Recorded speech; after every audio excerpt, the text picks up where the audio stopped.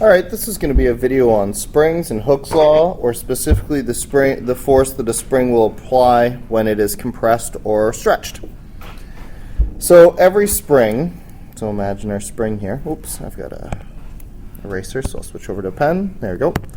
Every spring, if we imagine it with nothing hanging on it, has a natural length, L. That natural length is where the spring would like to be if it isn't applying a force or it isn't having a force applied to it. And the force that a spring is applying is proportional to the change the spring has from its natural length. So imagine I take this same spring and I attach a mass to it. Its natural length would have had it stretched to here, and here we can see it stretched out a little bit longer. We could call that the elongation, or the stretch, the change from the natural length to where it is now, and the force that it applies will be proportional to that delta x. That's if a spring is stretched. If a spring is compressed, we get the same but opposite thing. So imagine instead we have that same spring. This time we're going to put that spring on a table and we'll put the mass on top. The natural length of the spring, it used to stand up to this length here, but now it's being pushed down by this much. See, it was here, now it's down to here. That would be called the delta x, or the compression in this case. So I called this one the stretch, or the elongation. And I call this one the compression. And the force, again, is still proportional to that, excuse me, that change. When things are proportional, we can rewrite the equation in terms of a constant. And in this case, to get the direction right, we recognize that strings push in the opposite direction that they've been distended, they've been stretched, or they've been compressed. So for example, if this spring was stretched down, then the force that it's applying to this mass would be up. See? The delta x and the F are opposite to one another. Alternatively, if the delta x is pushed down, then in this case the force is pushing up. So the force and the delta x are in opposite directions to one another. We can also write this as force is equal to K delta x, the stretch or the compression, times negative x hat. Remember that negative x hat says that this is a direction vector of unit 1. So we're basically saying, when we put this little hat symbol here, we're saying pay attention to the direction of this, not its size, and negative meaning opposite to that direction.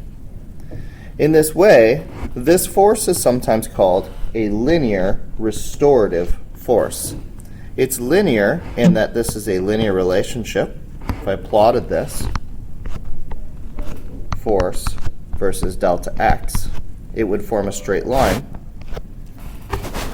And restorative in that it's pushing back against the way that it was changed.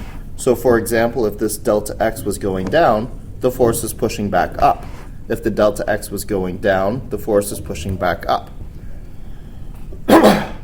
The force is trying to restore the original position of the spring, and so it's a linear restorative force.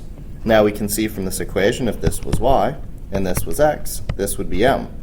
Careful here, this negative does not refer to a negative slope. It's simply a direction indication. So if I plotted these things, I would get a graph like this, and here the slope would be k. And we don't worry so much about we don't worry so much about this negative in this equation right here because it's simply referring to direction. This K has a special name. We call it the spring constant. And since it compares force to distance, K is given in newtons per meter. All right, let's see a couple simple problems here, and then we'll talk about, we'll just use this equation a couple times. So a 20-gram mass is suspended from a spring with an elastic coefficient. Okay, so this spring constant can also be called the elastic coefficient.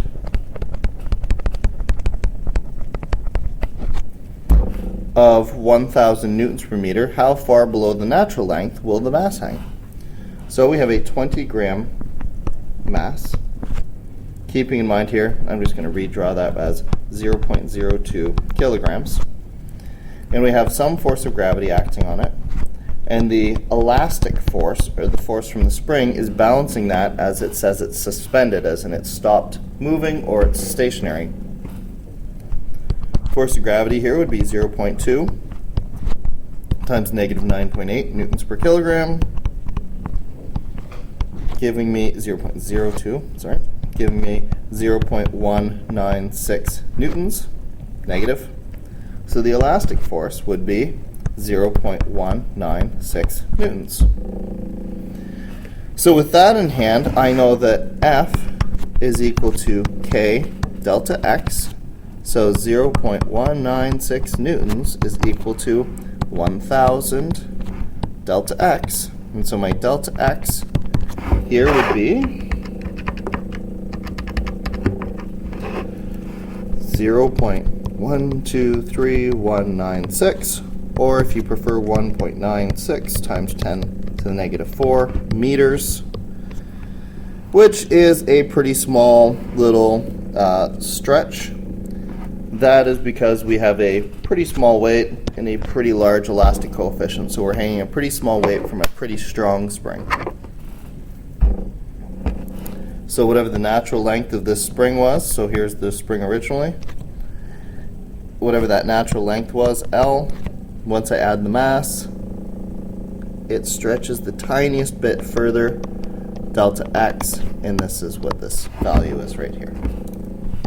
There's our mass of 20 grams. Okay, determine the elastic potential if a spring, 12,000 newton meters, is extended beyond its equilibrium length. Okay, so elastic potential might refer to energy, so let's just change this a little bit and make this elastic. Elastic force. We are going to do elastic potential energy in the next video, but right now I want to focus on electric force, or elastic force. So here, force is equal to K delta X, and my direction would be negative X hat. So 12,000 times 0.014, remember that's got to be in meters because this is in Newton meters. And so my force here works out to be 168 newtons. Now, whatever direction the thing was stretching the spring, the direction here would be opposite to that, but since I haven't specified, I don't really have any direction to add on here. Is the answer different if the spring is compressed? The only difference if compressed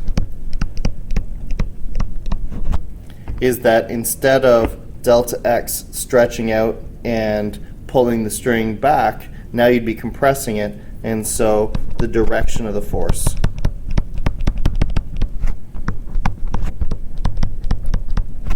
would change. Beyond that, the magnitude of the overall thing, the delta X, doesn't change, so the overall force that it applies doesn't change. So that's Hooke's law for springs. F equals K delta X. We're going to talk about how that applies to energy, and also eventually when we talk about the difference between elastic and inelastic collisions, we'll talk about some limits to this approximation. Right now we're assuming that the force is always going to be linearly related to delta x, and that's true for elastic springs or for perfect springs, but we're going to talk about some other situations later as well.